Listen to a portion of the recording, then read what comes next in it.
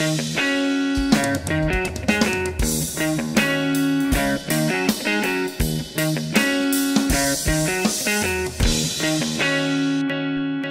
welcome back.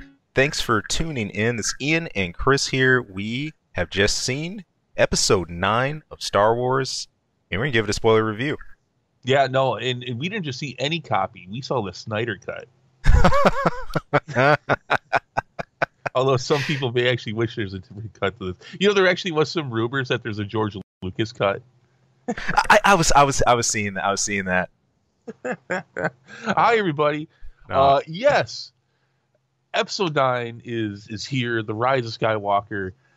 We are going to do a spoiler-filled review and discussion. This is probably going to go on for a bit. Oh yeah.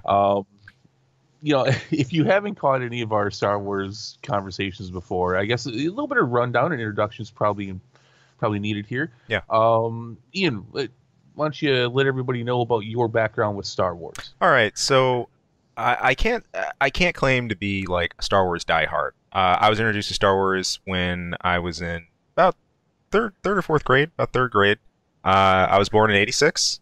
That makes any difference to anybody out there, but my folks sat me down and said, "Hey, you gotta check this out." So it was like in the mid '90s where I watched the original episodes. It's 4, 5, and 6, and I steadily saw the prequels as they came out in theater and stuff like that. Now the supplementary stuff for Star Wars, all right, that hasn't been my wheelhouse, but I played some of the games. I've looked at some of that, but I can't say I've gone through all the books, the novels, all the extra stuff. Heck, I haven't even seen all of Clone Wars. I know, right? Heresy.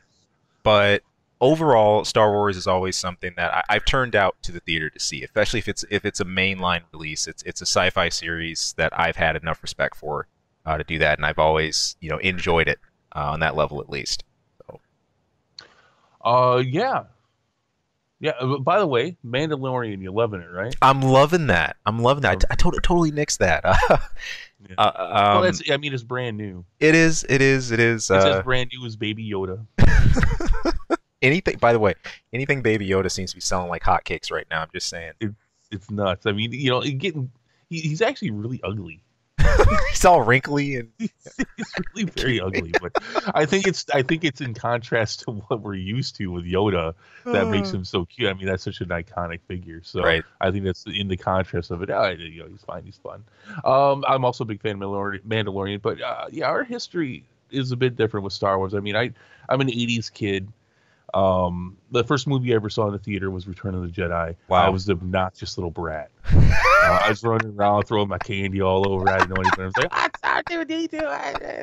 like, so obviously a big fan of the original trilogy. Grew up with that. I mean, I was 6 when Return of the Jedi went in theaters. So, been a big fan. I've got two brothers. Him and one of them and I mean, we're 2 years apart, so I mean we were big fans together.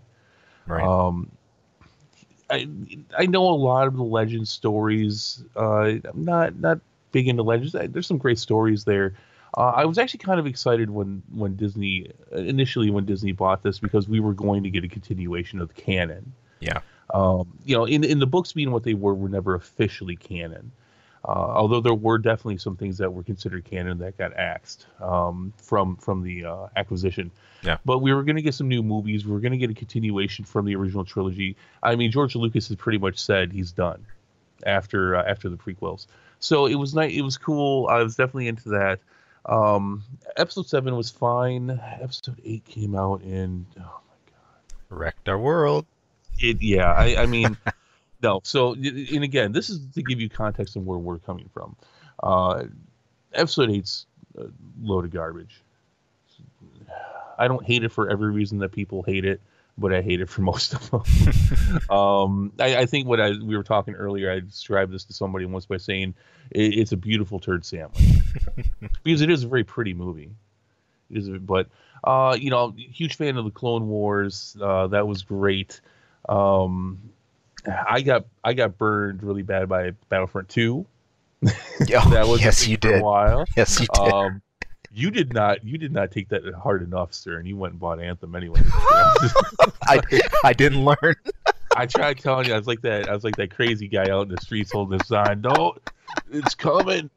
Get careful. Don't buy that. The end is near. Um, but yeah, oh, that game. But yeah, so a huge Star Wars fan. I mean, I grew up with it. Cool. I am a very stereotypical '80s kid Star Wars fan. The original trilogy is my favorite. I'm not a hater of the prequels. Never have been. In fact, my only hatred for Star Wars ever came with Episode 8. I'm definitely not a fan of a lot of stuff from the first two prequel movies. Revenge of the Sith comes in second for me after Return of the Jedi, though, in my order of movies. I love Revenge of the Sith. I try. Well, you know me, Ian. I don't jump on a bandwagon, not unless I wholeheartedly agree with what that bandwagon's about. No, then I'll jump on, but not because it's the bandwagon. In fact, you'd gladly put a crowbar in the spokes of the tire in that bandwagon. Sometimes I'll do that just to be rebellious. But I definitely you and I are definitely on that bandwagon for Episode 8. But for genuine reasons. Yeah. Not to just be a part of that. So, going into 9, it's interesting. Just because there's so much it had to do. It did. And it definitely does a lot. Oh yeah. There's a lot of movie here. I think a lot of people are correct when they say that there's basically 2 movies here. Really, really interesting. That we're going to delve into all that. We're gonna try to get everything that there is with this film and with the trilogy. We're going to give this a rating at the end for the film as well as a rating for the sequel trilogy as well. And we're going to try to be as linear as possible, but that's probably not going to happen all the time when it comes to talking about this. But I guess, Ian, we should start overall with our overall feelings of episode 9. I'll start. Yeah, no. You cut just a bit there, but no. I'll do it. Overall feelings in episode 9. The thing about this one, I think you put in the right light about how much ground there is to cover. I think coming into this, I tried to keep a pretty clear mind about it. I definitely didn't have like an idea of like preconceived hate, I'm going to absolutely adore this. If anything, it was genuine curiosity. Like, one, all right, how will you tie off, the previous 8 movies that we've been following, in the line of Star Wars, and 2, all these hanging questions we have, both about the Force itself and those who are actual Force wielders, and a lot of the open-ended plot issues we have here with the First Order, the Empire, obviously all the hints at Palpatine and everything like that. We were joking about this, beforehand. I know it. The one thing I did say to myself is that there's a good chance I'll like this more than Episode 8, but I know that's not necessarily really low. I like slugs more than Episode 8. So. Right. I like spiders in Episode 8. Overall, though, especially with just the breakneck pace, I think this movie moves. There's not a whole lot of like downtime in it for the amount that's covered. I enjoyed it.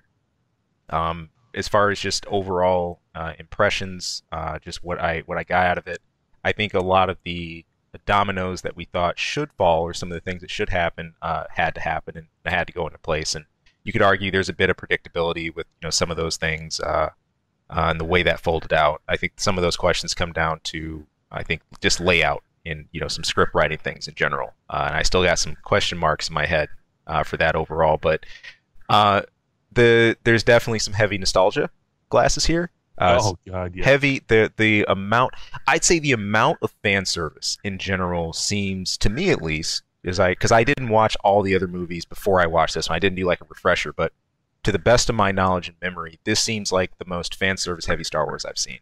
No, yeah, like we were talking about. I think the only thing I did was like kind of like the Clockwork Orange, where I had my eyes. Yeah, I couldn't shut them. Yeah.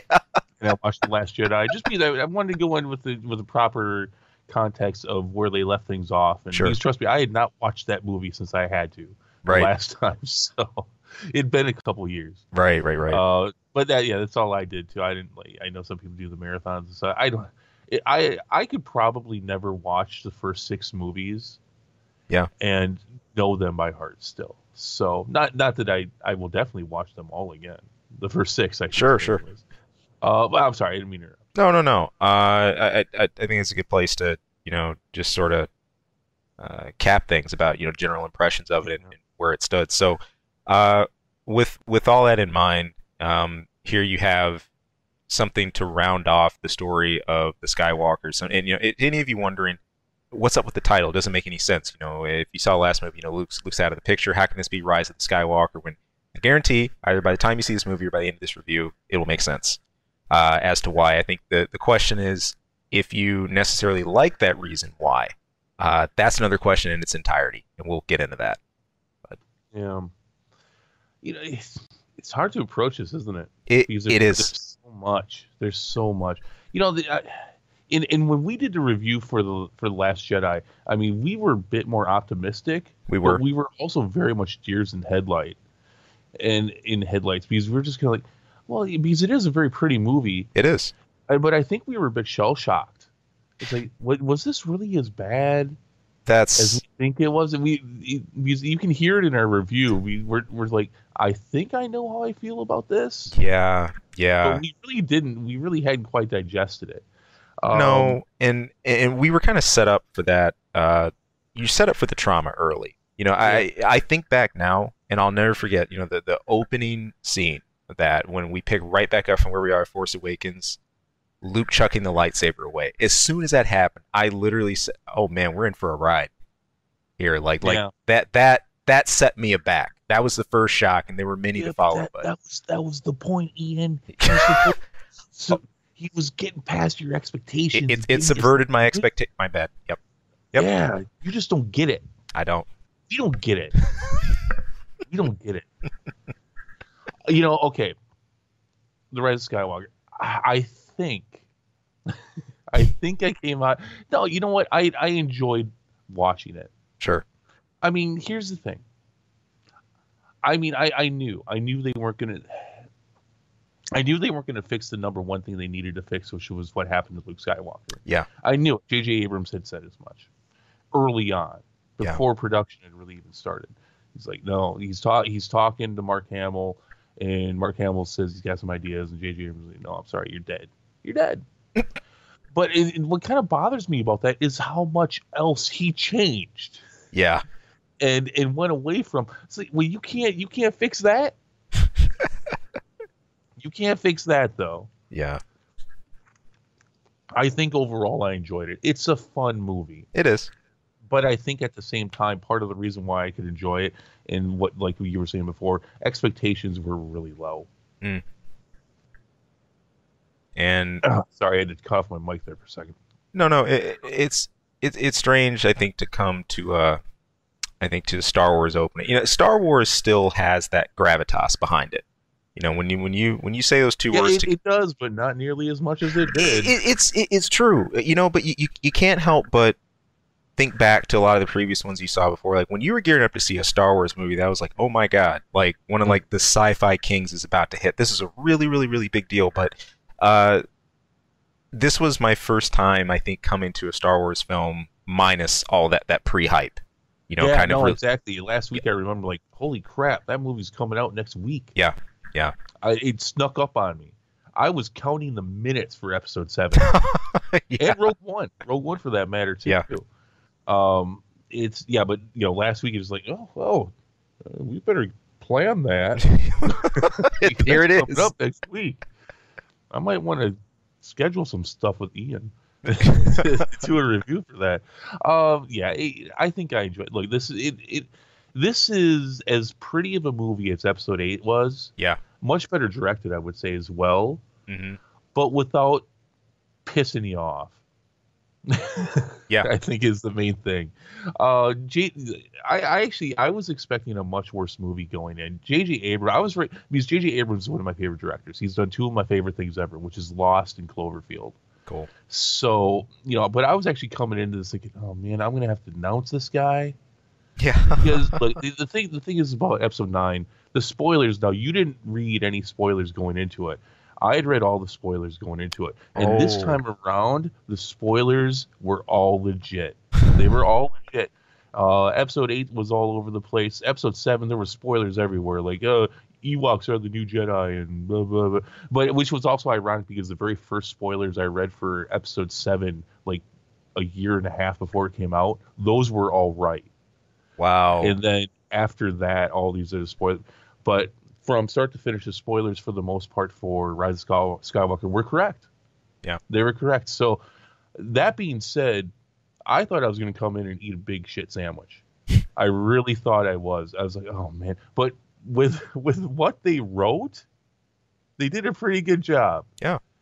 And I know that, I mean, that's not saying much. There's some great moments in this. There's also some really bad stuff.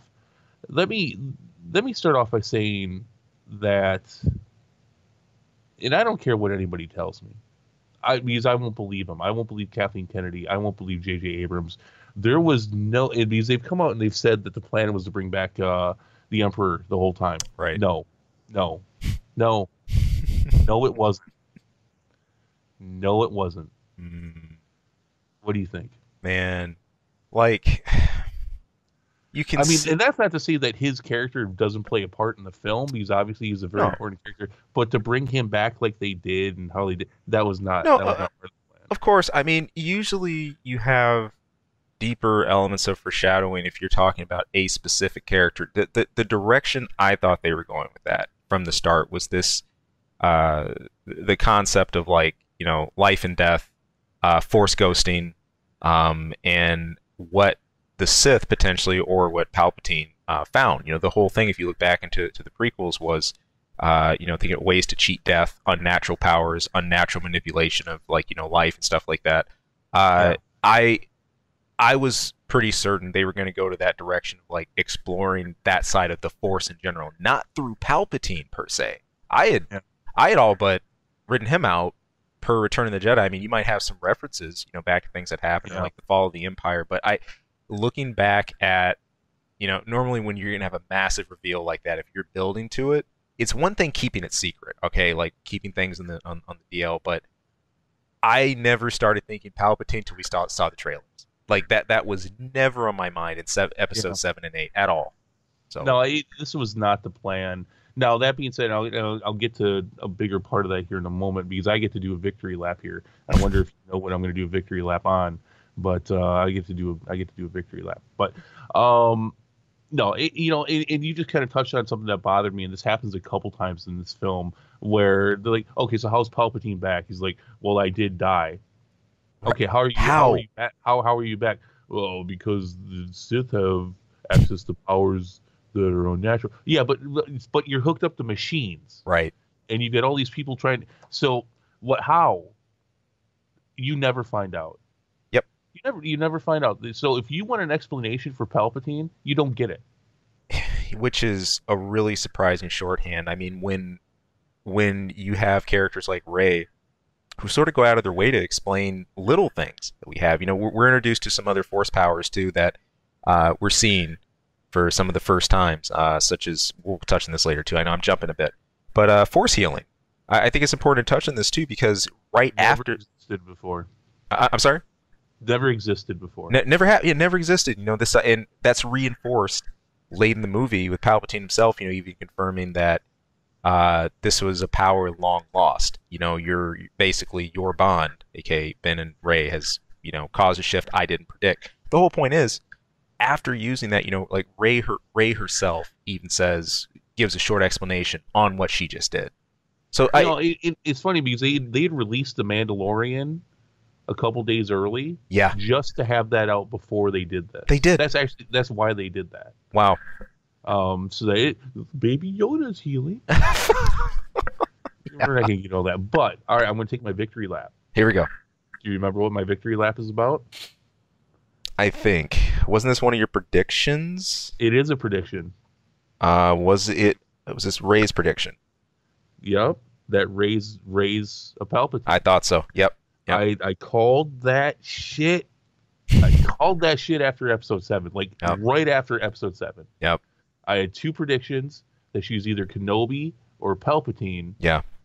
But I always wanted it to be a Palpatine. Boom. You know, and I think that was the plan. Yeah, definitely. I do believe that was the plan the whole time. But I didn't think that they were ever going to bring him back. Right. And I think it's a great way to bring it in. The unfortunate side of this is that, okay, so they finally bring in a negative, let's say a negative about Rey. Sure. You don't really hear about it until the end of the movie. I mean, they should have done a little bit more foreshadowing about this. There's vague, very vague mentions about this throughout episode 7 and 8. But I mean, and a lot of people, and I think for the most part, rightfully so, she does come off like a Mary Sue. She does come off like she doesn't have any issues. Yeah. She can do anything. Yeah. And it's a big problem with Rey. And this right here, I mean, yeah, this is a pretty big deal. Yeah. Kind of. It explains why she's always felt this attraction to the dark side. Yeah. Yeah. But this doesn't really pay off until the end of the last part of the trilogy.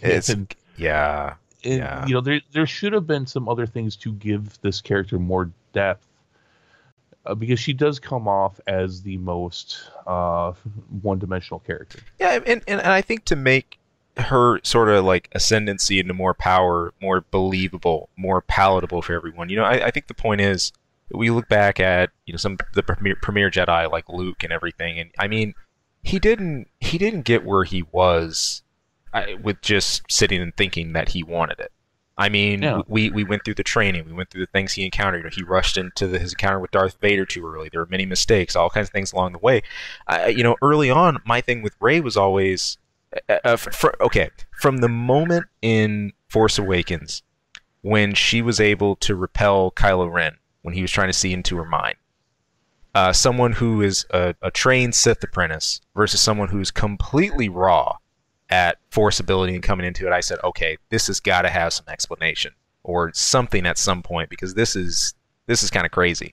And the scale just kept getting upped and upped and upped. And I have no problem with Rey being that character or stepping into that kind of power. It's just give us the slope, how she gets into it. Because it was so radical at first. I literally thought, all right, is there something I'm missing? Like, the idea of balancing the Force, is there some kind of missing equation that's trying to correct itself through her? Is she kind of is she some kind of conduit? But yeah.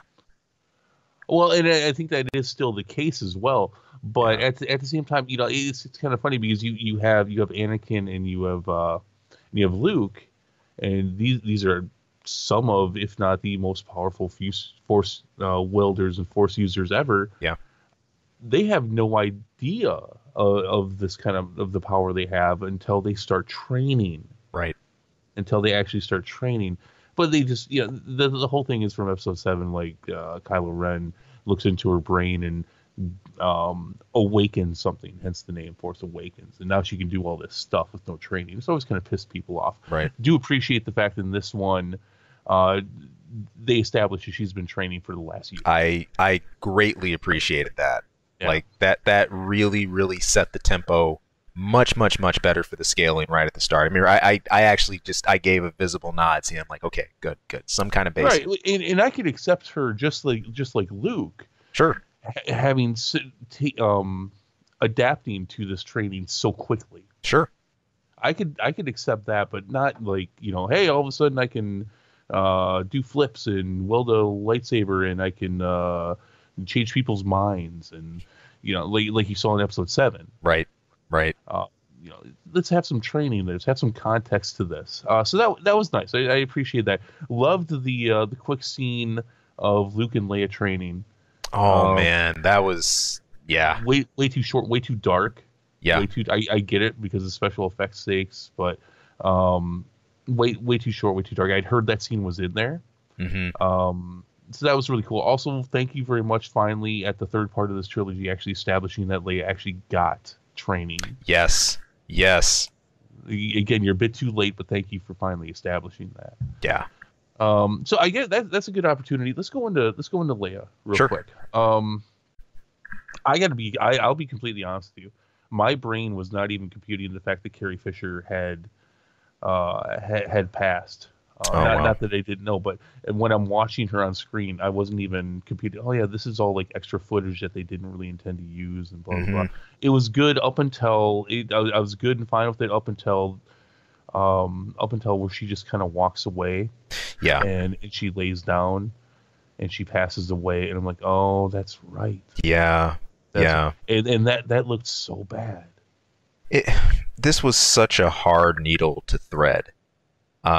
Because in these rare cases, I mean, of course, you want to be respectful to not only that actor or actress and like a legacy and everything, but you want to give the screenplay the type of justice or like dynamic and dynamicness that it deserves, frankly.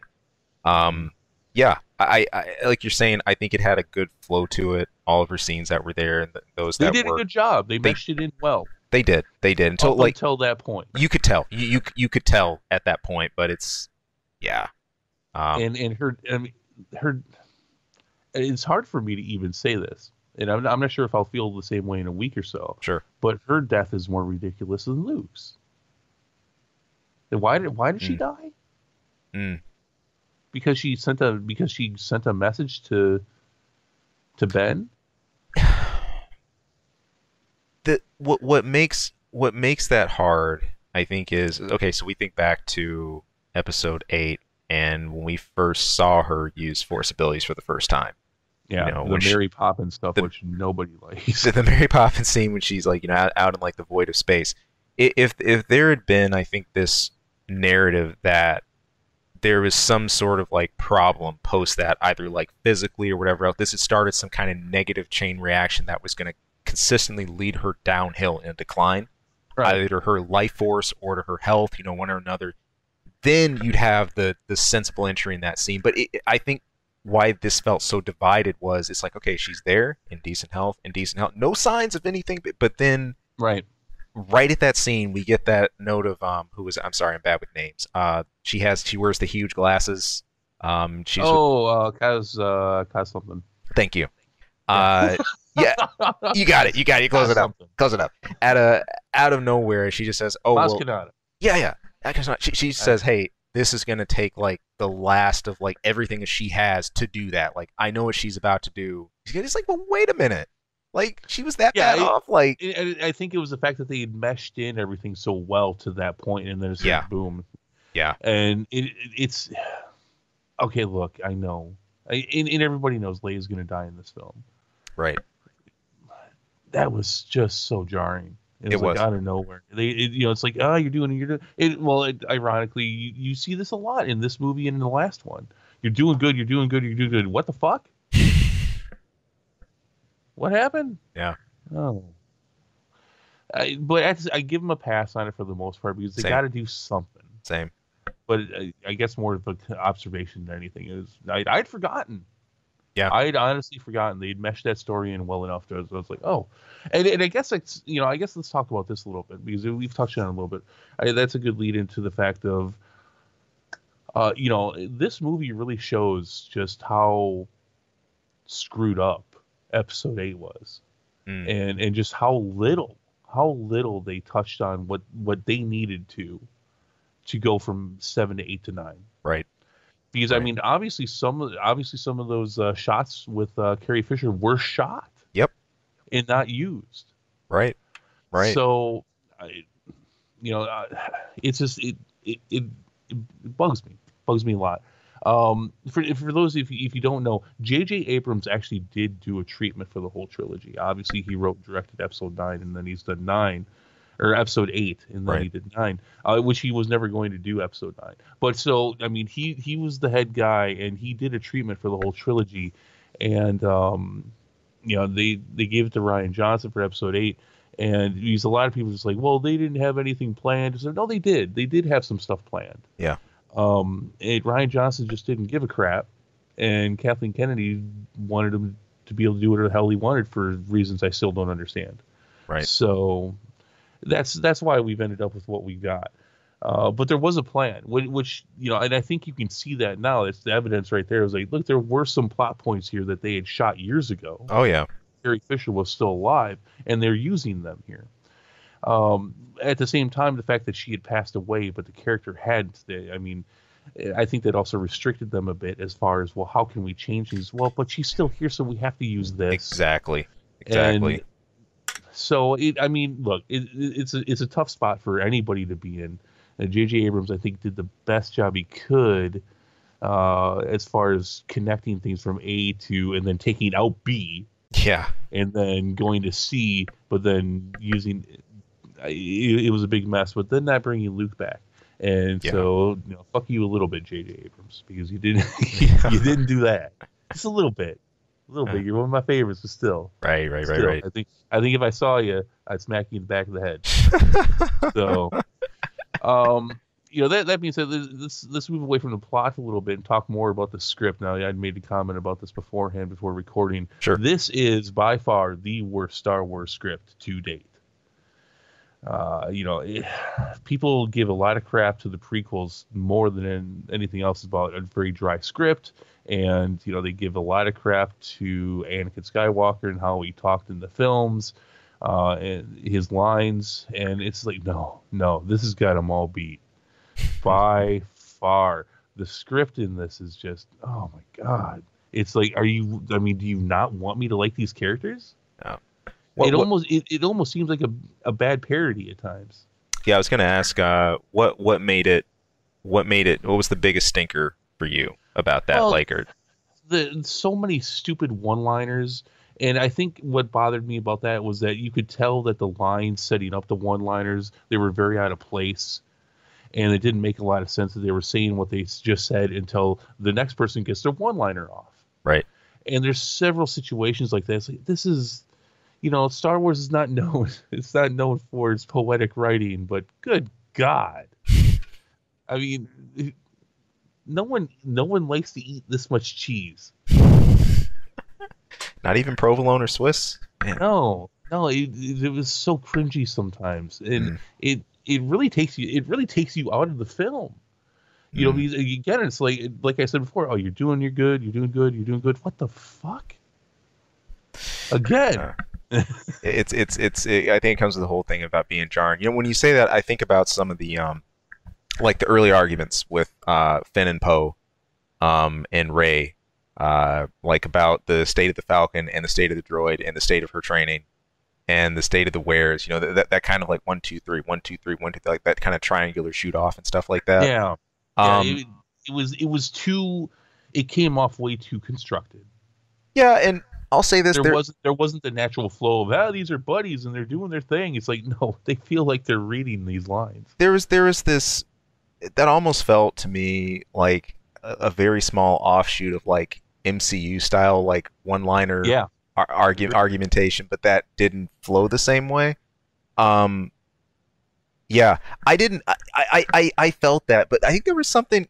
Maybe it's because I was looking so hard into the abyss, waiting for some answers on things that didn't rock me as much. That part of the film, well, it wasn't always bad. There were some good moments with these characters. I will say that going into this movie, what they had not established, and one of my bigger gripes personally, was that hey, this is the new trio. These are the new characters. Yeah. You done killed off the rest of them, so these are our guys. That being said, this film does actually feel like that. Yeah. Kudos to that.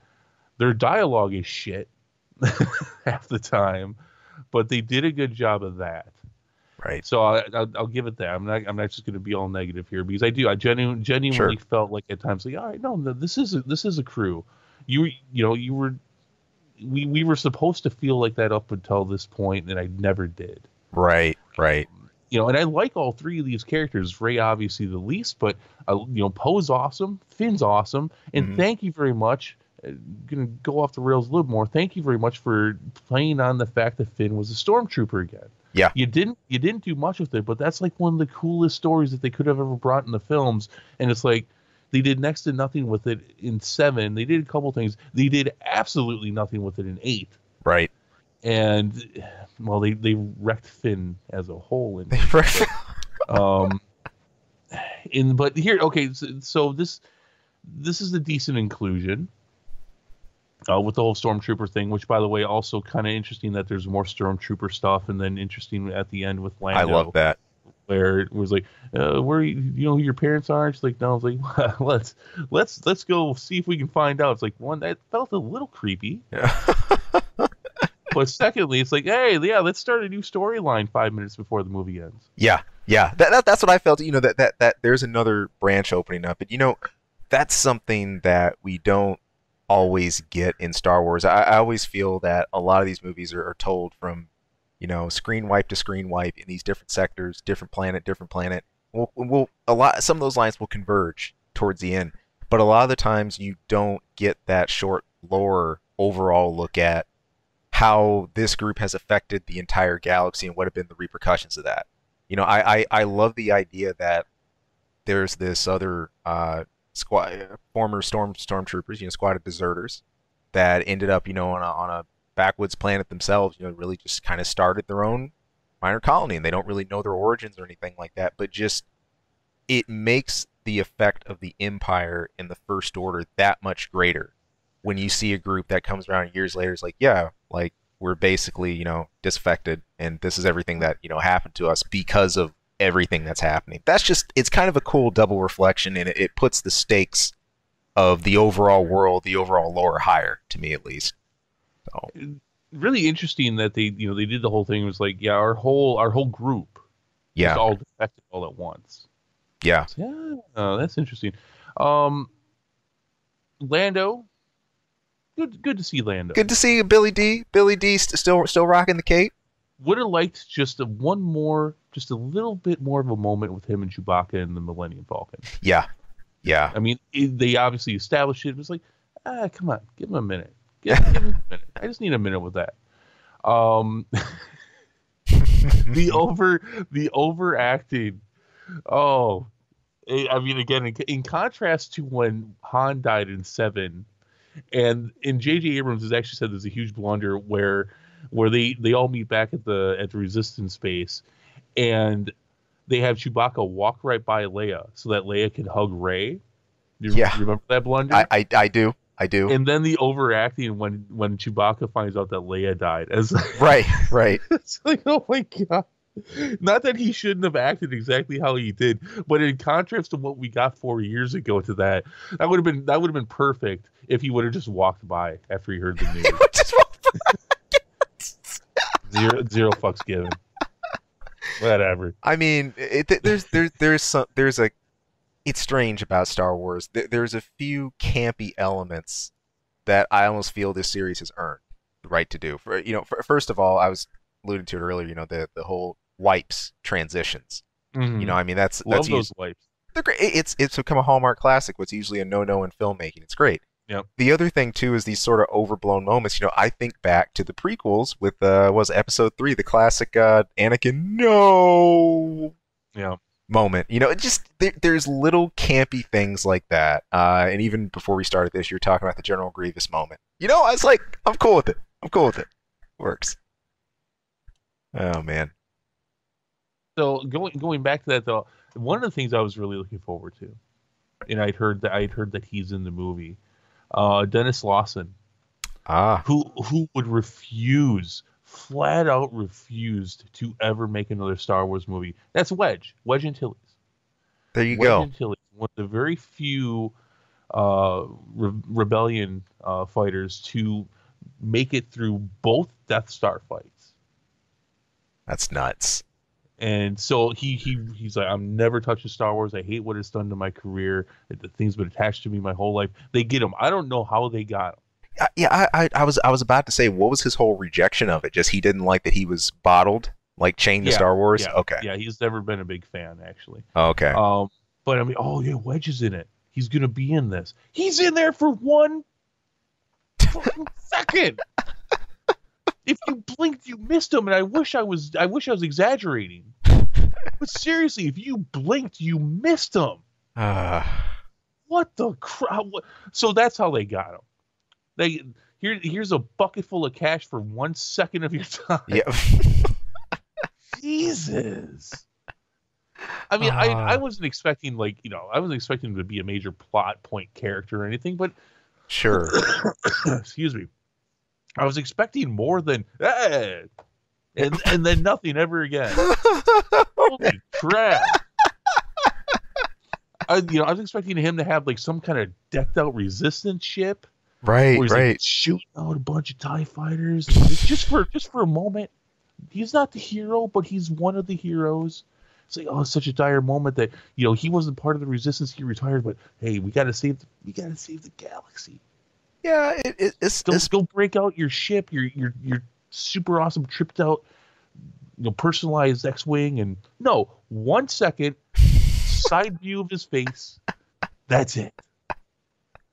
uh That's it. especially with how much fan service is so here in chock full of this movie, and then how much of a big deal is made out of either ace pilots or those who have survived a lot of really important battles. I mean, so you would think someone coming out of two Death Star battles, I mean, is a huge asset to what the rebels have left. All the focus we've had along, with Poe, and a lot of his cool moments with that. It would have been cool just to have a second. I agree, to kind of share that limelight, but Isn't that nuts? yeah, yeah, Freaking crazy. Like, and what did they? I mean, that's how much he was against ever doing Star Wars again. that's pretty hardcore. I can only imagine what Disney had to do to get him to just do that. Uh, So that was disappointing. But yeah, that's not on Disney. That's not on them. That's on him. yeah, yeah. So thank you, Disney, for trying. I do appreciate that fanfare. Um, but geez, it was ridiculous. And there's like so many things like that in this movie. Like, again, let's get back to the dialogue a little bit. Sure. Holy crap, were they trying with C3PO Yeah. in this film? Oh my god. It was just like, all right, no, this is too much. But there were some good lines. But it was just like that. It's moments like that in some of the other dialogues and quips and stuff that they were doing. It's like this is really bad. I can't believe out of how many takes you guys did, this is the one you chose. And with 3PO as well, I can't help but wonder. I was kind of chuckling what he was about to say, at least before he had his memory wipes. Like, hey, I got one more idea. Never mind. Yeah, that was awesome. that I like. Just like, I got you against 3PO. You just figured out nobody cares. That was good. That was, and I think that was a good story. I don't think C3PO's never had like any kind of major story in any of them. I mean, in Empire Strikes Back, he gets blown up, and I Right. think that's and in he gets a little bit more in one. Obviously, Anakin being the person who created him, Right. which they're touching now in the comics. I guess they're getting into that a little bit. Not much, but as much as you can. But yeah, that was. I mean, his storyline was good. Yeah. I appreciated that, and then a little contrived, but for the most part. And then it's like, hey, R2D2's like, here you go, here's your brain. I love that. Oh man. That was good. Now I could use a little bit more R2. I'm a little biased on that. He's one of my favorite characters. Fair enough. Fair enough. But he had some stuff to do this time. Not much, but some stuff. Right. Right. Let me ask you this though. Why does like it's always so weird. BB-8 is Poe's droid, Uh-huh. but he's with Rey half the time, Yes, he is. and especially the end. Yeah. Big time. I think that would have been so much better if that was R2 with Rey at the end. I mean, can it get any more classic than taking Luke's X-wing? Right? I mean, Well, why not? She's got the X-wing. She's got the Millennium Falcon. I know, right? She's got his lightsaber. Throw R2 in too. Yeah. Like his droid. And people wonder why they don't like this character. Oh man. Man. It's not Luke. I've got all Luke's stuff. But Uh, oh, and Han's stuff too. and Hans. And And his Han. sidekick. That's my sidekick. That's my Chewbacca. Ray appropriation week. Jeez. Oh, I think I have a love-hate relationship with J.J. Abrams. I really do. Oh man. But uh, besides some of the dialogue elements, scripting, some of the screenplay, and everything, I'm shifting a little bit here thematically to some things. Hey, I got the number one thing on my wish list in this movie, and that was a deeper dive into Force, some Force abilities, and an exclamation of Rey.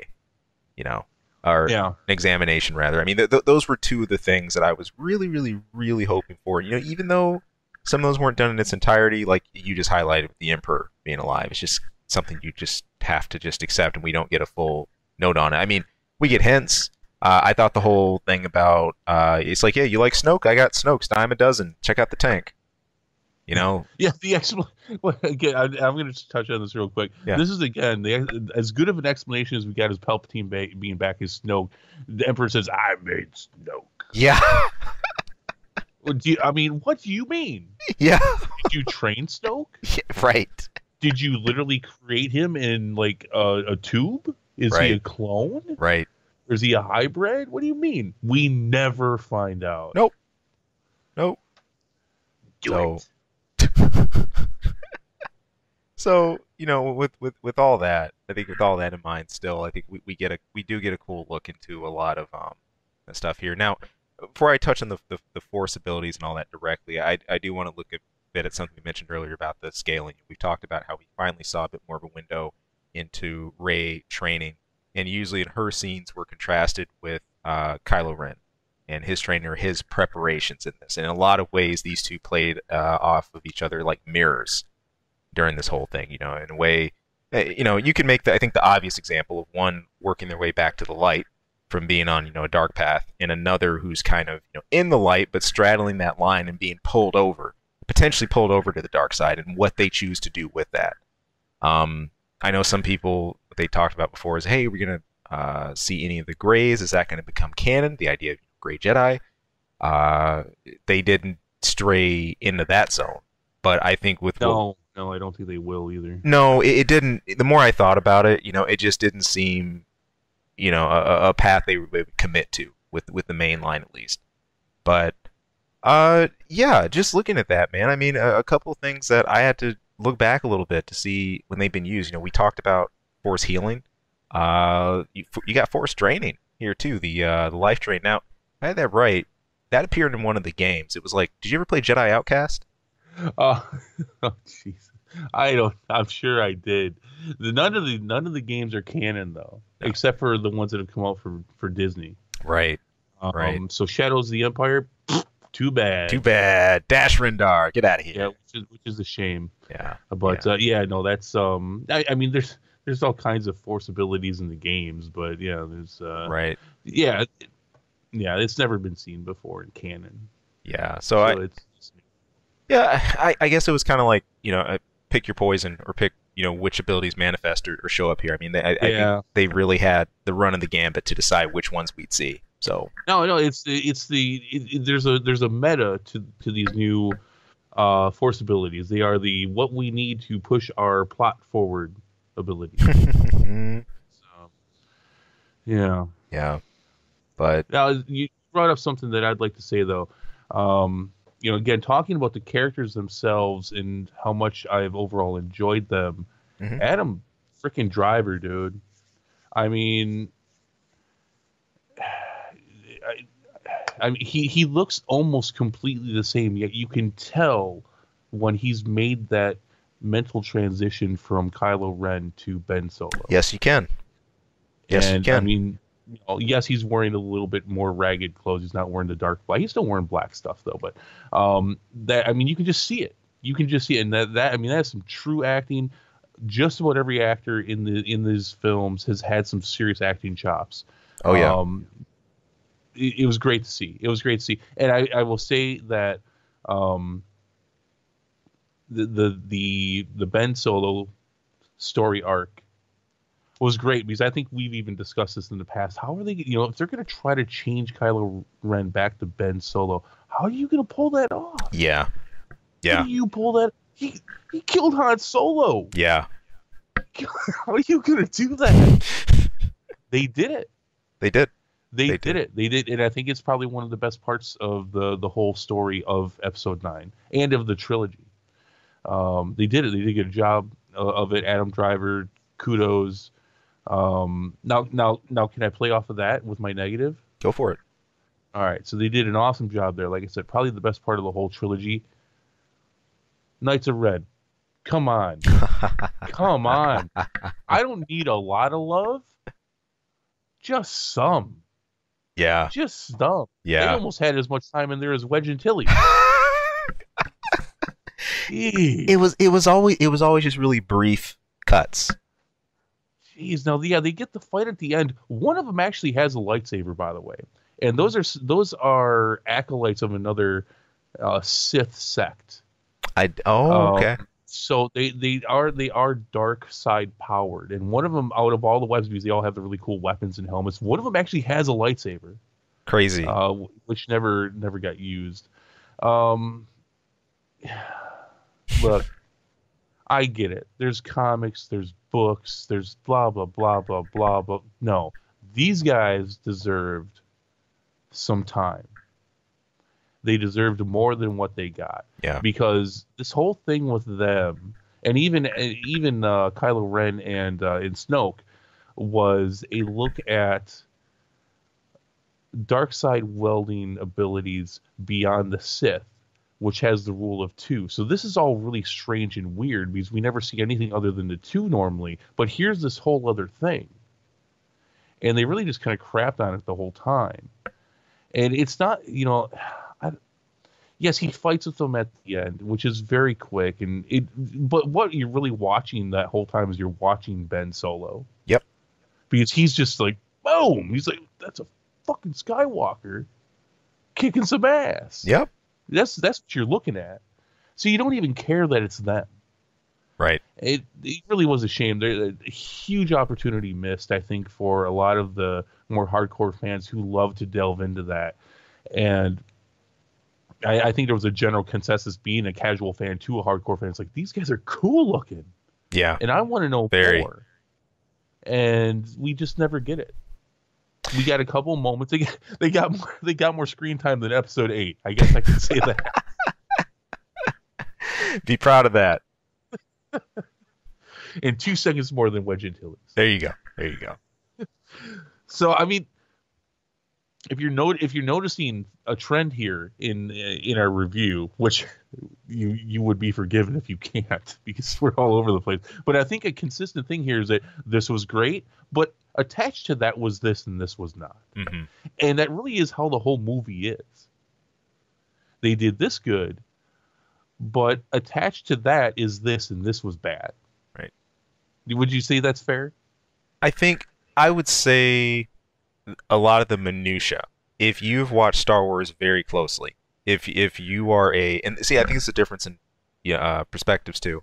If you're a genuine fan of this series, and a lot of those things, you'd be like, but where's that treatment? And it's just not there. It's gone. I think you'll notice that a lot cleaner. Instead of a 50-50, I'm more of kind of like maybe like a 60-40 with that, or even like a 70-30, because the broadest things we're highlighting, right? Like the stuff about, okay, hey, it's cool, we got an explanation of force powers, but then the whole thing of Emperor being alive, it's like, shrug, just deal with it. Like stuff like that rubs me the wrong way. That really, and they had to do that at the beginning too, because you're sitting down, you just opened up your Skittles, or you're just getting into your popcorn. You're not going to walk out 2 minutes in. So they had to do it then. Hey, I'm alive. You don't like it? Screw you. I'm not going to tell you how. I'm not going to tell you why. Yeah. Just here I am. Yeah. So I mean, they had to do that at the beginning. They really did. I think they couldn't have pulled that off any other time.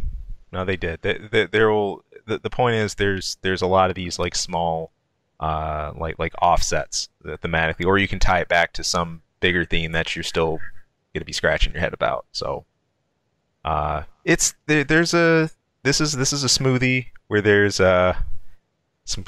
some of those ingredients. You're like, well, I thought I put the kiwi and the banana in there, but what's the spinach doing in here? I thought this was all fruit. Ew, I don't want the spinach. Something like that. So speaking of something I don't want, I will give them this. Now, obviously, if you've heard our shows and anything like, or our review for Last Jedi, I hate how they treated Luke. Yeah, and I don't think he should have died in 8. He should have died in this one. Definitely. That was George Lucas's original plan. That was in the treatment. So the original treatment from J.J. Abrams was that he does make it to 9. Because, again, Colin Trevorrow was going to use him. He was going to be in Episode 9, alive. That being said, for the most part, the use of Luke Skywalker in this film was appropriate, Sure. considering the fact that they didn't retcon at all what had happened to him. It Right. should have been completely different, but going along with what had happened in 8, it was good use. It was good use of him. Um, I do like the fact that Rey throws the lightsaber and Luke grabs it, which is a total, obviously a 180 in resolution to where he was Totally. at the beginning of 8, and that was very obvious. But it was nice that they did that. It's like, well, okay, so you're leaving it with all the shitty stuff that Rian Johnson did to him, but you're at least you're fixing that. He's dead now, but he regrets what he did. It would have been cool to see Luke training Rey as well, not just Leia. I would have liked to have seen Definitely. Definitely. that. I think they did a good job. Although the other thing is, like, did you notice that his hair was way too long? Yeah. It Yeah. was obvious, and I'm not one of those guys like, oh, their hair. Right. I know. If I say that's not you to nitpick like that, but No, it was like obviously, oh well, he's a Force ghost, but hair's still growing. right. All Right. right, didn't know that. Yeah, it was way too long. It's like that's almost an unexcusable mistake in a movie so pretty with so much attention to visual detail. In detail. Speaking of that, you talking about the Force Ghost. Let's talk about that moment that in my opinion, is a clear cut back at trying to restore Luke to at least some kind of order with that. When Rey has gone to was that Octu? I think the planet Luke stranded himself on. Yeah. Yeah. When she goes back there and she destroys Kylo Ren's fighter that she came there on, and she's chucking the lightsaber into the fire, and out pops Luke's hand, catches it, steps out of the fire, and says, like, what was it? A Jedi's weapon deserves more respect. Yeah, well, yeah, it's kind of what I was touching on. Although him walking out of the fire didn't look all that great, did it? No, was it? And I wonder what, something that happened here that I didn't expect, that I hadn't seen in the other Star Wars movies, and maybe it's just because of the location. Usually when you had the interaction with the Force Ghost, it was during a very calm moment. Or a moment of reflection, either like Yoda and Luke, or especially Obi-Wan, giving direction or things like that. Just there are always these serene moments. But these were cases where you had something happening, whether some act interacting with something elemental, in this case, i.e., fire, or you want to go all the way towards the end with the many Jedi helping to kind of like push Rey on. Yeah, it was a kind of weird contrast. Again, not something I was really stuck on, but it was odd. I guess I maybe as a Star Wars watcher, I just haven't been conditioned to be like Force Ghost do stuff like that. Let alone, here's the biggest thing for me: Force Ghost playing such a pivotal role, or being able to interact with the physical plane so much. Like, I always thought like Force Ghosts, they were like there and you could talk to them. I mean, they're conscious and stuff, but to the degree that we saw here, I mean, for goodness sake, Luke raises his X-wing. Like, right. That moment also obviously echoed the Yoda moment. yeah, Where he pulls the X-wing out, and I think that whole scene, while it's trying to resolve something for Rey, is actually all about trying to resolve what they did to Luke. It is. But you didn't retcon his death, and that No. was really all you needed to do. you needed to treat him properly, and you did in this moment. Right. But that was well done as well. It was. I think at the very least, if they weren't going to reverse the wheels on that, at least give us that moment where Luke steps into... redeem him. Redeem what you did. Give him his redeeming moment, and let Luke be what we know he is. Luke is a representation of hope in the Star Wars universe. I mean, this is the guy that didn't give up on Darth Vader, who brought him back with how far he'd fallen in the Sith Order. So I mean, this is only natural what we'd expect Luke to do, and it's just kind of a shame that we had to push and hope to get the natural thing to happen we know Luke should do, and just have to cross our fingers and pray that happened in the last movie. That's a position I didn't think we'd find ourselves in. Yeah. So yeah, I mean, again, I hate the fact that you even continued on with what happened to him, but you did, and what you did was fine. Good, actually. I Yeah. hate to say that, but yeah. Um, let's see. By the way, Yeah. uh, how how how much bling was on Leia's lightsaber? Holy crap! You Right. see that thing? I did. I did. I did. I mean, I thought the Jedi were supposed to be about modesty. That thing's like gemmed out, and like, holy shit. Why did they never bring Luke's green lightsaber into this trilogy? Okay, I'm We really saw it for wondering. one moment in a flashback. We saw it for one moment, we for 1 second, and I kept thinking it would work its way I back in think we somehow. actually saw Wedge Antilles more than that lightsaber. Yep. uh, I, I It's been a thing. I think there was some shots in Episode 8 that they didn't use with yeah, it, but that thing's so iconic. It's like one of the few green ones it ever. is. It is. And I really, in a way, there just for a second there was a part of me when we were talking about Rey going to the stronghold of the Sith with Leia's lightsaber and Luke's lightsaber. Just for a second, I'm like, oh man, you talking green lightsaber and blue? That would be so sick. But we didn't get that moment. Still, No. Although the moment where her and Ben were standing there, each with their lightsabers, was pretty cool. it was. It was. The Jedi standing there against the Sith.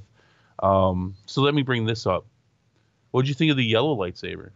Ah, okay. Now I was hoping you had something on this because That's not to say I don't, okay. Well, but I'm okay. asking you. All right. If I have this right, lightsaber color represents has different representation in Star Wars, Yes. right? I mean, Yes. they carry stuff. Generally speaking, they don't all have a significant difference, but Okay. some of them are significant. Okay. Uh, as far as like the look of it, I was trying to figure out that looked like a standalone. 'Cause for a second, I was like, wait, is that part of like her staff?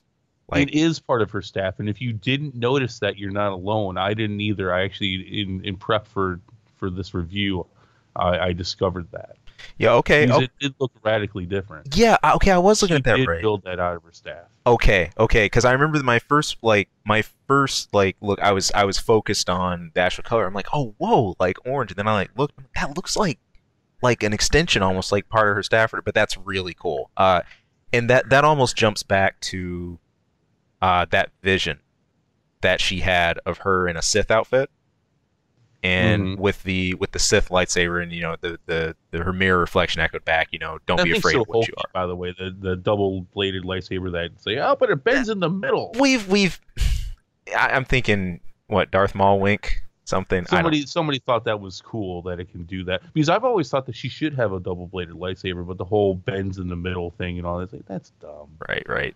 That's dumb. But I thought it was kind of cool play off that. Even though I know we're talking about the lightsaber, there's something else.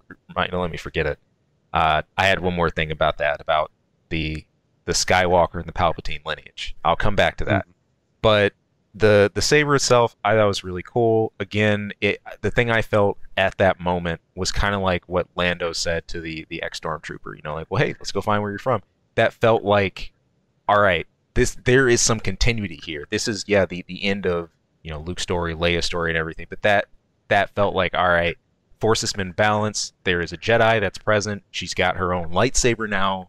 Like, she's gone to Tatooine, brought closure to this part of the chapter. This could potentially be the start of something new. Yeah. So that was cool. So yellow lightsabers have been seen in canon, very rarely. And I might get some of this wrong because I mean I love Star Wars, but I am not an encyclopedia of this stuff. Right. Traditionally, Jedi's have blue and green lightsabers, and it's weird because there is a distinction to those, but it's not significant. Mace Windu's purple lightsaber was very significant. That was Yeah. only his, and it had to do with the fact that he used a Sith form of lightsaber art. Let me say, but it was an offshoot that he had created. There's a whole thing to that. Red in new canon, red lightsabers are because at some point they do such a horrible thing with that lightsaber that it bleeds. It's called bleeding the lightsaber. So it at one point was a different color, but they bleed the lightsaber because they've delved into the dark side and done such horrendous things that the lightsaber eventually bleeds and turns red. Mm. At one point, these colors were just different crystals, and they were picked uh, by which color to use, again with a significance in mind, but they meant stuff as far as the user. Mm. So yellow,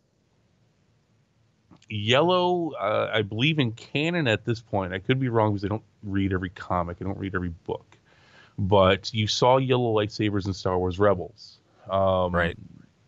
And if I remember correctly, this was in large part the proper use of a yellow lightsaber. Yellow lightsabers were reserved basically for protectors of Jedi history and Jedi lore. Interesting. And that's what you did see them for in Rebels as well. They were very rarely used, and they were rather significant, at least as far as showing the station of that Jedi. Not that they were like some kind of super awesome force-wielding Jedi, but that they had a certain stature as far as what their role and what their job was. Right. That being said, I mean, really, we've not just jumped the shark with this stuff. We've jumped a whole ocean full of sharks with this stuff at this point. So, I mean, because Palpatine's just back cuz. Yeah. So, you know, Yeah. for me, it was cool to see her take a new lightsaber, have her own finally. Thank God. Yeah. Yeah. Jeez, you can't just use Luke's stuff all the You time. use Luke stuff.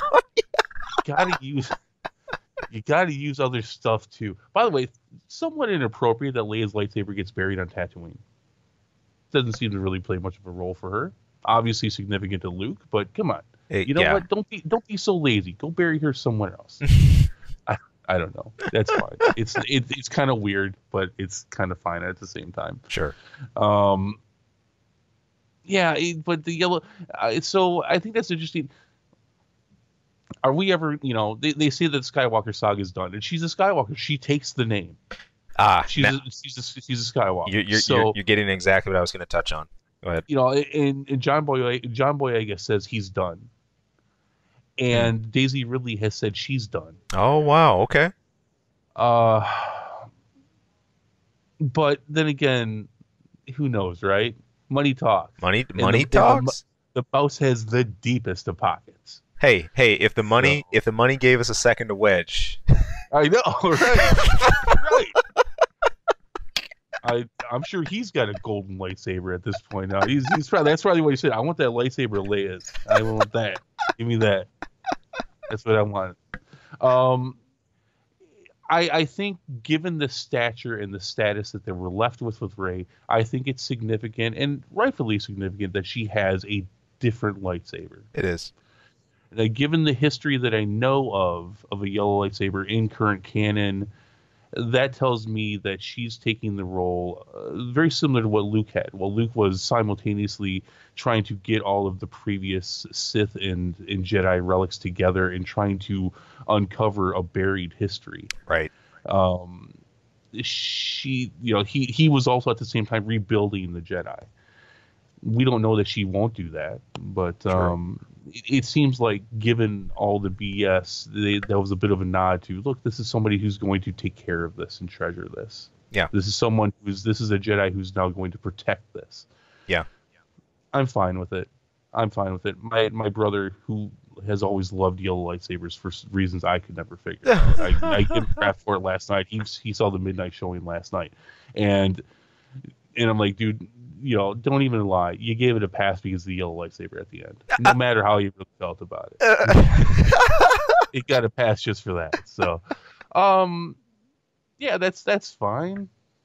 That's cool. I mean, her building it out of the staff. I thought she'd always end up with a double-bladed lightsaber. Same. Just because, I mean, she works with a staff all the time. That's like that's her standard melee weapon, to put it in the nerd speak. So, yeah, that was cool. Fair enough. on the lineage thing, I think this is really important. You know, Yeah. her adopting the Skywalker name kind of felt like the whole concept, like the medieval ages, like squires and like knighthood. You had a squire that had trained in a house for so long and who had helped a certain knight. Eventually they took on that knight's heraldry, even though they weren't related maybe by blood or whatever. Still, they had enough proficiency at that point, and they took that name. They became that. Like I see that idea, and I see this getting at it, and again I see the nod because that's directly set up and everything. I couldn't help but wonder though, would there have been more significance in Rey accepting Rey Palpatine rather than Rey Skywalker? And I understand the stigma that's probably around that name because of This little bit. yeah, all the trouble. I mean, look, people are gonna know about Palpatine. Like, it'd be, wait, you're a what? For how much that name has meant to the galaxy and all the trouble it's caused. But I, I guess I'm not here to necessarily play a judge or jury on that one. But I couldn't help but think, I'm like, man, I almost wonder would that have carried more significance of her trying to take the Palpatine name and try to turn that from the horrible stigma that it probably had on it to accepting that in her own. It's interesting. One of the few books that I've read in new canon deals with the fact that Leia Organa has to, she's dealing with the fact that her father was Darth Vader. So Yeah. this is pre-episode 7. It's dealing with things pre-episode 7. Again, this is canon. And she has to deal with the fact that she's running, she's a political figure. Yeah. And there's a lot of people with a lot of hate Oh yeah. because of Vader. It's interesting that, but I think there would be even more if you were Palpatine. I mean, if that was me, I'd never tell anybody. Yeah. I'd be like, Yeah. I'm Ray Anderson. Remember? That's Anderson. Because even the Skywalker name's got a lot of trouble too. That's why Leia had to deal with that. It does. Anakin Skywalker. So, It does. I get the Skywalker thing. Look, when I read the spoilers, and I heard that she takes the name Skywalker, and that's what it means. Because I think myself and many other people were leaning towards the name of, they're not quite Jedi anymore. They're going to be called Skywalkers from this point. That's what I think a lot of people were leaning towards, myself included. When I read the spoilers that she takes the name Skywalker, somebody asks her what her last name was. She said Skywalker. I was pissed. I was genuinely upset about that. It was one of the things I was upset about the most. I'm okay with it. Yeah. I'm okay with it. I get it. And they do a good job of foreshadowing this when she's talking to Ghost Luke. She's like, "Oh, Leia was training me, and she knew I was a Palpatine the whole time." And they foreshadow this enough. I think it works. Kind of the fact that also at the same time, I guess it's alluded that how does this work?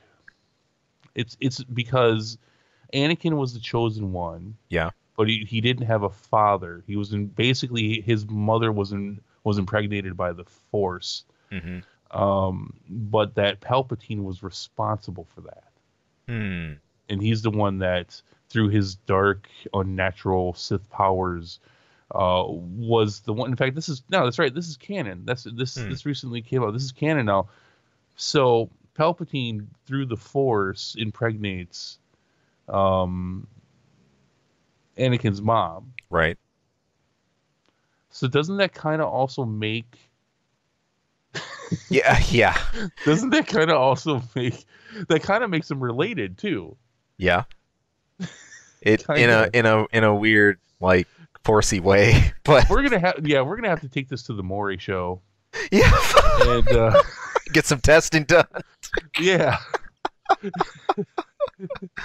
Oh, that's whack. But that's right. That is actually canon now. For years we'd wonder, well, how did that actually happen to Shimmy Skywalker? No, that Palpatine did that. That's right. Wow. That's canon. It came out in a recent comic. Wow. Yeah. So they're kind of related, kind of not. It's weird. Weird, man. It's trailer park weird. It's trailer park weird. It's almost trailer park weird because they kiss. Yes. So it's like, I feel very attracted to you, like a brother and sister way, maybe. Your brother and sister, we get it. But then it's again, so did Leia and Luke. it's true, but then they shattered that tension just right in the They original did. Star No, it Wars. was that was fine too. It's like, but yeah, no, I think it's fine that she took it. I hated it before I saw the movie. Seeing it in Sure. context of the movie, I'm okay with it. You're hitting on a lot of stuff. I think around some of the last scenes. I can't help but take a look at this a minute. You know, the scene where Rey makes it to the throne of the Sith, and Palpatine says, Yeah. you know, "Welcome, Empress." You know, that's just this huge moment. Looking at this real quick, and this is pointing at what we've been saying about this review constantly. You know, all our ups, we have to mirror it with something too. And I got one specific thing around this scene that I think is important to highlight. Really huge moment. Again, a good play at doing what Star Wars I think always does best. You know, you got the huge space battles, the dogfights, and everything, which are concurrent with a huge struggle between the Jedi and Sith. Somehow, that's what's happening. Palpatine, through what he did with his absorption technique, taking both Ben and Rey's life force, he became utterly OP. It was a cool throwback seeing him go from like blind eye, like, you know, Mr. Broken Fingers, back to like full Sith with like, you know. The only thing missing was if you would have said unlimited power. Yeah, I was waiting for it. I was waiting for that. I kept thinking we were gonna get that line, but yeah, you know, Palpatine is crazy powerful in that scene and everything, and you know, he has that whole gravitas of like, you know, I basically represent all the Sith. Then you have that moment with Rey, you know, and I all the Jedi. Now, when you hear the voices of the various Jedi, Jeez, yeah, yeah, no, go ahead. you hear the voices of the various Jedi behind her and everything like that, and it's like, okay, I literally thought that was going to be leading more to a scene of this ridiculous force push, because that's just been established not too many scenes ago that force ghosts can interact with the physical plane, right? Mm-hmm. And I literally thought we were going to have this crazy moment where you got a bunch of Jedi from history, Luke and Yoda, etc., helping push back this, you know, the tendrils of lightning from the Emperor, and the opposite way, you know, a huge pool of Sith pushing back. But it's, you know, there was something there that I couldn't help but just kind of tilt my head at, that felt a little anticlimactic maybe, but just ironic that once again the Emperor, it's like, dude, you in this lightning, man, this lightning turning on you, bud. You know, Oh like, my, so yeah, you're bringing up some of the worst moments of the movie for me, I think. yeah, I am the power of all the Sith, right, and she's like, I'm the power of all the Jedi. It's like, yeah, in case you are the dumbest person in the theater, this is actually the fight that's going on. It's all the Sith and it's all the Jedi. yeah. This is it. This is it. It's like, oh, jeez, did you really have to spell it out that obvious? Right. And then when he shoots the lightning up and it affects all the starships. Yeah. Oh my God. Yeah. I was like, I actually, that was the only point in the movie where I actually shook my head and I put it, and I'm just like, oh jeez. What the hell is this? What is this? And of course it's not blowing over. It's like, oh, my ship's not working anymore. And it's like, Yeah. I mean, really, this is some of those moments where it's like, oh, Yeah. what are you doing? You couldn't have done this better? And quite honestly, look, and there's a few times in my head where I was going to bring this up, but since we're here, really, the final order, Right. the final order, in their cloaks and they're hunched back, or if they're on the ships, which by the way, they're all very prim and proper on the ships with the most evilest uniforms Right. you ever see. Right. Ever. Oh my! Where have these people been? I was gonna ask that. I was like, wait a minute, like for real? Oh, man. There's so much wrong with just the fact that, and I mean, where did they get all the parts for these brand new Death Star powered Star Destroyer? Oh Okay, God. like if there's one thing this last branch of trilogy has done for us with Star Wars, it has just almost to an uninhibited level, like insanely up the scale of like planetary destruction, Death Star like thing. I mean, look, the Death Star was already like enough in and of itself, and then they went with the Death Planet thing, which I was already like, all right. with warp capable bullets. With warp capable, I was like, that's Which, by the way, nobody. I mean, didn't we learn this in the last movie that all they needed to do was have one guy kamikaze yeah. I was with light speed into this whole freaking thing? you know we need all the ships from the whole guy. No, you just need one. I gotta admit, I was thinking about you for the last assault, and I'm like, I wonder if they got enough unmanned ships to just send in just light speed kamikaze into the... You just need one because, as we saw in episode 8, it's gonna obliterate the first one it shoots, and then I mean all that damage is gonna ricochet all over and just blow up everything else.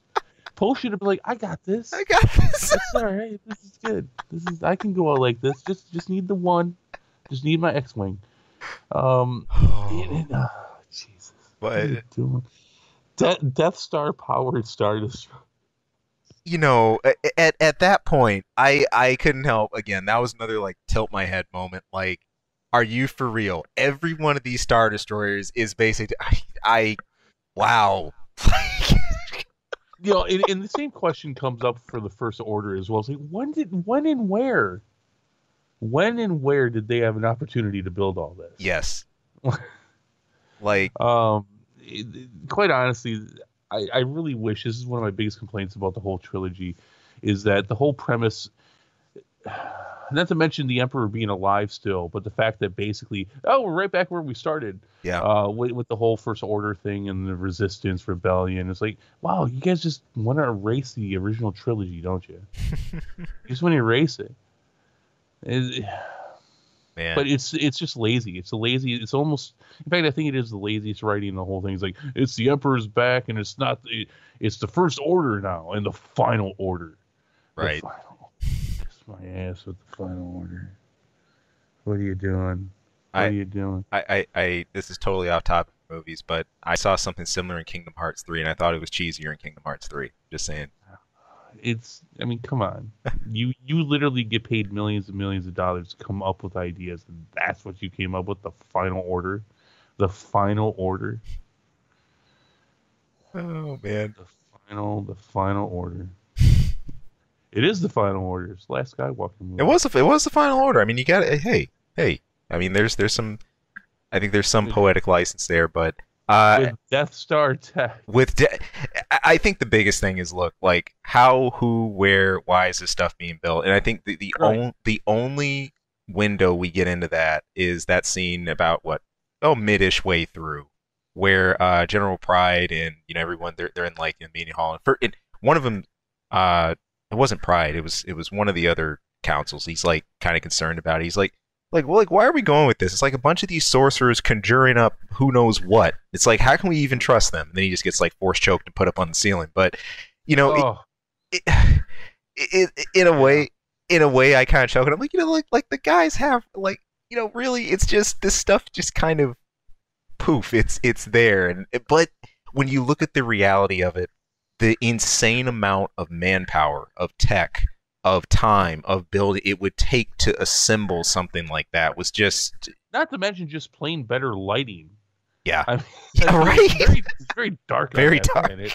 And the only actual ground I saw for that planet was where Palpatine was hanging out. Yeah. It's I was gonna say something that was stupid about this movie and I forgot. Damn, maybe it'll come back. Come on. Yeah. Quite, like I said, honestly, this whole sequel trilogy should have had a different story involving. That's what I was going to say. That's right. I was going to comment on the Death Star stuff again. Yeah. So the Death Star is the size of the moon, or a moon. Yeah. To be able to have the kind of firepower to destroy a planet. Exactly. All right. Star Killer is a whole fucking planet. Yep. To have the kind of power to destroy what it did. But now we got that thing, which, by the way, I mean, again, their technicians are guys hunchbacked in cloaks. Yeah. I didn't see it. I didn't see anything that would make me, like, if I saw that at a Jiffy Lube, I would take my car elsewhere. Jiffy Lube! Not to mention Not to mention work on my Star Destroyer and pimp that thing out with a with a Death Star gun, which apparently now can be 1/100th of the size, if not even smaller. Uh, the you I know, mean, wouldn't you, dude? If you went to a Jiffy Lube, and everybody in there is like wearing cloaks, and like it's almost they've got this old gothic like tech that they're working with. You would leave. You would leave. No, no, not even for an oil change. no, That, I mean, this is. I think this is one of those things, just thematically or just scene wise, for just pure visuals. For as pretty as everything is, that really would benefit from what the Lord of the Rings treatment. I think of Mount Doom, Sauron's domain with like his forge and all that stuff. Like you knew that his army coming out of Mount Doom wasn't just like one or two guys building it. I mean, he had a whole operation going. Like anytime you saw that region of the world, it was just like, this dread forge and thousands of workers and all these like gothic looking blacksmiths and stuff. It was, really intimidating and all that. But when you get this look at just the, like a couple here and there and stuff like that, it didn't have that feel of like this is a Forge World planet. And I no, think that that's planet actually kind of felt like some kind of destroyed post-apocalyptic planet where all that's left are some craters and it did. some yeah. So it's but apparently the best tech in the world. I shouldn't be so stereotypical. Apparently, people hunchbacked dark side consuming aliens are the best kind of guys to have working in the Hey, car. hey, apparently, man. If I had Death Star tech in my car, I would be waiting at a stoplight ever again. Red light doesn't mean stop. Red light means use your Death Star tech. It's like, what happened to Chris? I heard he got through the red light with the final order, man. He used the gun. Yeah, yeah, that's all I needed. I don't need the Force. I just need a Death Star gun. But I think that can be said for anybody, quite honestly. It can. It can. No, I really The can. Force? Nah. Death Star gun. Oh, man. I'm going Death Star gun. Here, one quick thing, one last thing too. We talked about force powers. We talked a bit about like, the fleet and all that stuff. Something else too, that kind of goes along with force ghosting. All right, I limited the spirits of those who passed, or them being able to interact with the physical world to like Jedi and stuff. What, Han's ghost? That's the first time I've seen something like that in Star Wars. That was not a ghost. In fact, I thought they did a good enough job establishing that. Kylo Ren actually says, "This is in my mind." That was not a ghost. Fair enough. That was him actually. That was his conscious. His conscious, like, feeding off his Yeah. memory, and because didn't Han say that, like, your memory of me? Yeah. Yeah. Yeah. That was just him dealing Okay. with his stuff. Fair enough. Fair enough. I guess just His stuff. his That's stuff. Stuff and sorry, I was looking something up for the next part of the review. No, that was his conscious dealing with coming to terms with everything. By the way, good moment and something we haven't talked about much. The lightsaber fights for the most part were good. Yeah, they were. Which I've heard this is where I divide the men from the boys with people who review Star Wars. I've heard no less than 3 times. This is where I obviously know like who's really paying attention. People who have reviewed this movie saying the lightsaber fights are better than the ones in Episode 8. It's like, dude, the lightsaber fight in Episode 8 is like the worst, the worst. If you can even call it a lightsaber battle, it's like the worst one out of all of them by far. I've seen like claymation look better than that. Have you ever like seriously sat down and dissect that thing? Yeah. And how overly it's like something out of like a WB TV show. In fact, it looks worse than that as far as how overly choreographed it is. There's literally guys in those suits just spinning around in circles. With the huge whiffs and yeah. But the lightsaber battles are good. But the one on the debris of the Death Star, I think that was probably the best. That was well done. And then like Rey got him. She did. But she got him for a good reason. Yeah.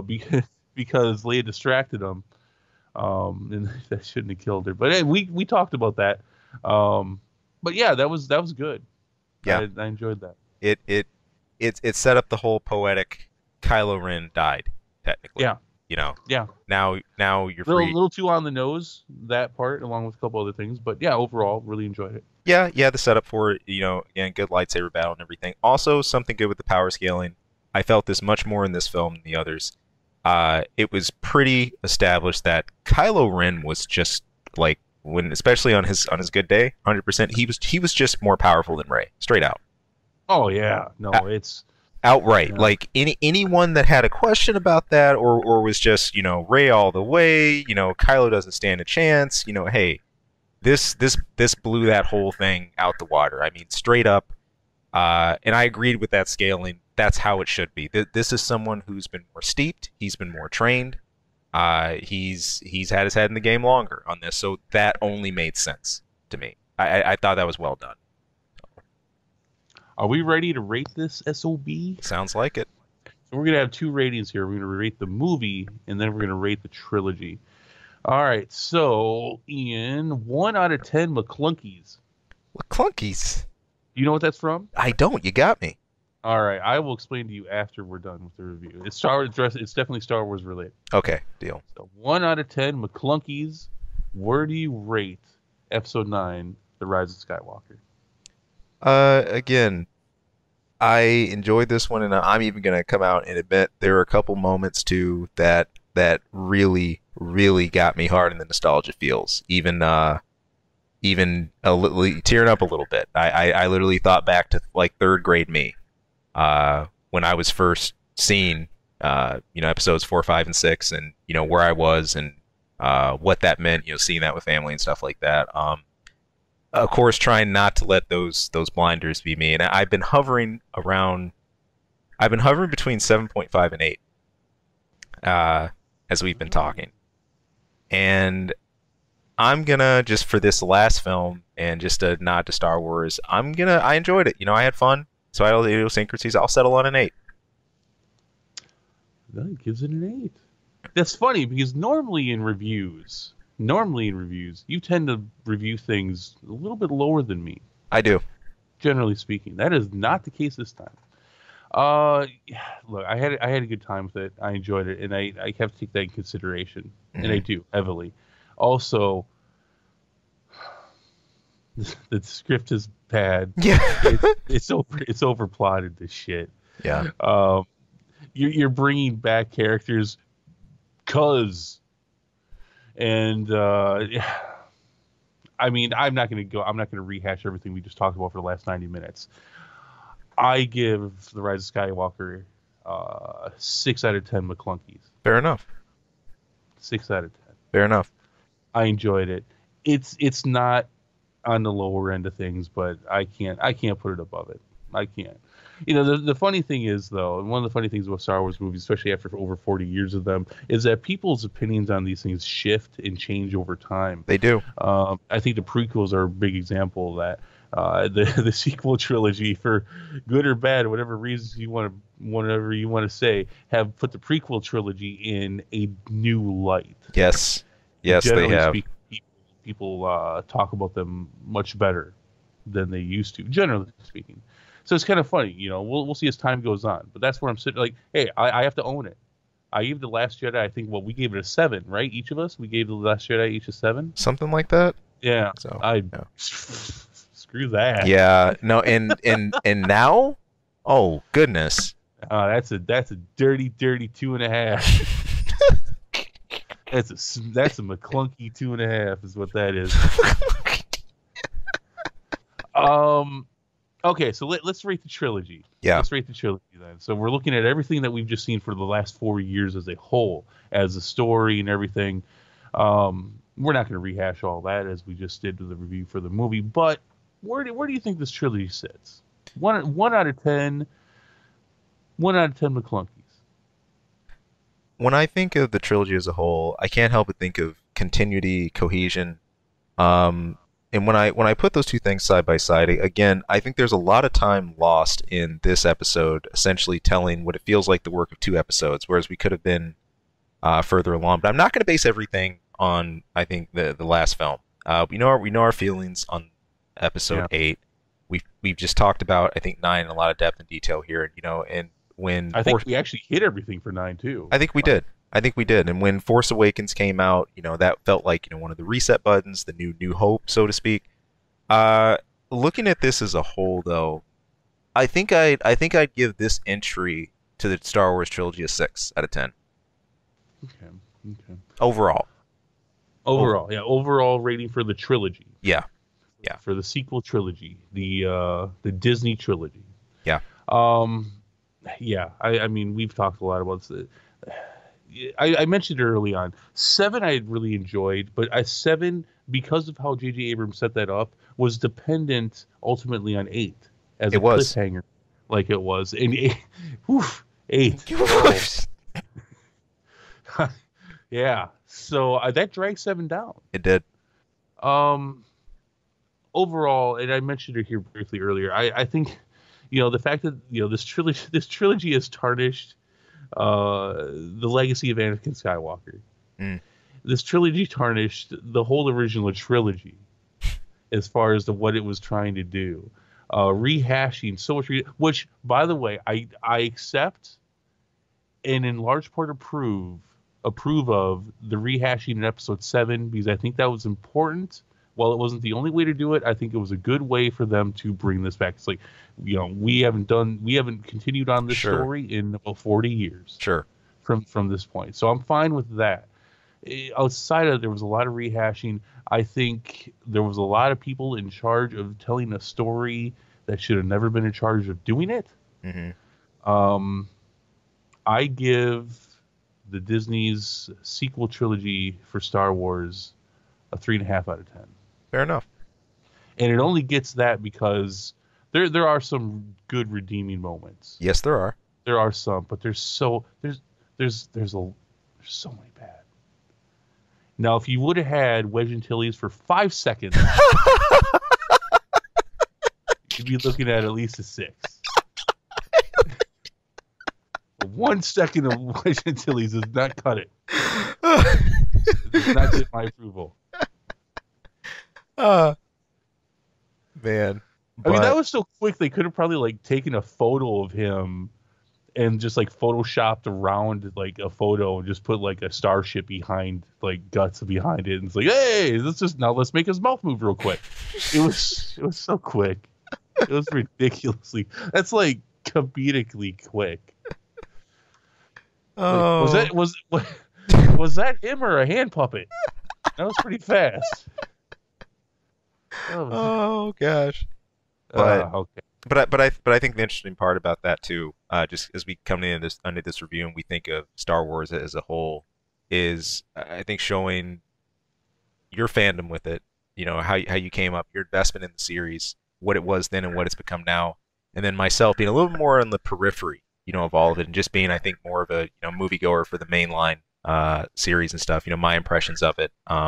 That's just interesting to hear, in my opinion. So. What, the 3.5?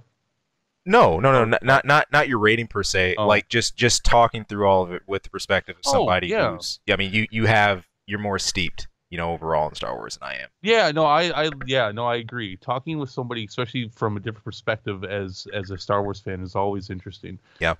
Because you care enough about your fantasy entertainment to delve into it a bit, or to at least have fully developed opinions Right. about it, even if you're not a hardcore fan. Right. So yeah, I mean that's always fun. Because I can't stand talking to somebody. Hey, what'd you think of this? All right, well, never mind. That's no fun. Right. But yeah, I mean, so obviously I've been a lifelong fan, and you've been a fan not for as long as we're at different levels of it, but we both have fully formed opinions as it, Right. coming from our varied perspectives. It's always a lot of fun. So on that topic, guys, let us know what you think below. Yeah. Comment if you liked our long-winded review. Which, by the way, like most of our spoiler reviews and discussions, is very long, but I think we did well with our time considering everything we had to cover. There's a Which lot was, here. yeah, there was. That's not. I don't blame us on that. Normally, I'd be like, yeah, it's our bad. We were having fun talking. We kind of hit everything pretty well. But if you like the video, if you can give us a like, that would be great. But comment below what you think of the movie. What did we get right? What did we get wrong? What did we miss, if anything? Or just say, hey, you guys, you're too smart. I agree completely. Is let us know below. But yeah, that is gonna do it for us. Right on. That's it. And now I'm gonna go tell Ian what a McClunkly is. My Star Wars education continues. So, again, hey folks, thank you all. Thank you for tuning in. You take it easy. Of course, stay locked right here. And that's going to be it for our reviews for this year. That was our last big movie, right? That's it. Nothing else. Well, yeah, no. Well, I mean, there's Cats. Oh yeah, yeah, yeah. See, Cat. yeah, for sure, dude. Yeah, I'll see you in a couple of days for that. No. But no, hey, to anybody, if you've been here before too, like if you checked out any of our Marvel reviews and stuff like that, hey, we really appreciate it. Of course, as Chris already